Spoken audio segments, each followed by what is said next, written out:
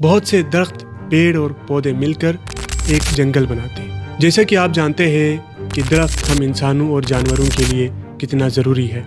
بہت سے درخت، پیڑ اور پودے مل کر ایک جنگل بناتے ہیں جو درندوں، پرندوں اور چرندوں کے ساتھ ساتھ اربوں حشرات الارض کے لیے بھی خوراک فراہم کرتے ہیں۔ اسی کے تھرو تمام حشرات الارض کے لیے رہائش بھی فراہم کرتی ہے۔ انسانی تہذیب کے ساتھ ساتھ جنگلات اب آہستہ آہستہ سمٹ رہے ہیں، اور اسی کے باعث جو موسمی تبدیلیاں ہو رہی ہیں وہ ہمیں ہر جگہ متاثر کر رہی ہیں۔ ناظرین، آج ہم آپ کو بتائیں گے دنیا کے ٹاپ فارسٹ کے بارے میں، یعنی کہ دنیا کے سب سے بڑے جنگلات کے بارے میں۔ دنیا کے سب سے بڑے جنگلوں میں سے جس جنگل کا پہلا نام آتا ہے وہ بہت ہی مشہور جنگل ایمیزون رین فارسٹ ہے۔ یہ دنیا کا سب سے بڑا اور مشہور جنگل ہے جو جنوبی امریکہ میں واقع ہے۔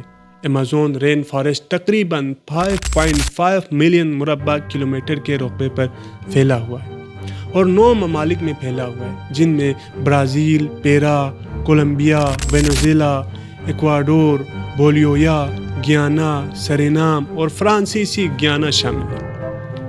اس کے بعد دوسرے نمبر پر جس جنگل کا نام آتا ہے وہ ہے کانگو رین فارسٹ۔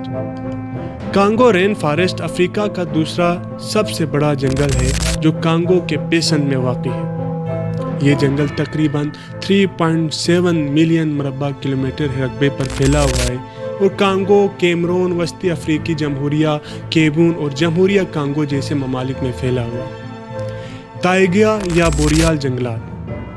تائیگا یا بوریا جنگلات دنیا کے تیسرا سب سے بڑا فارسٹ ہے۔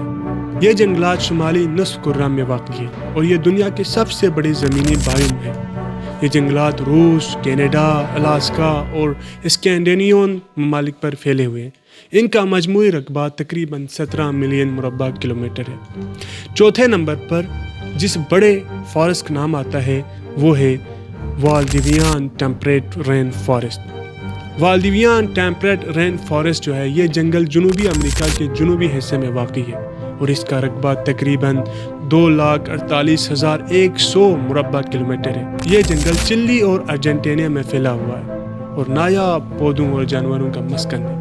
یہ جنگلات نہ صرف بڑے ہیں بلکہ دنیا کی حیاتیاتی تنوع کے لیے بھی بہت اہمیت رکھتے ہیں اور ان کا تحفظ ماحول اور ماحولیاتی توازن کے لیے بہت ضروری ہے۔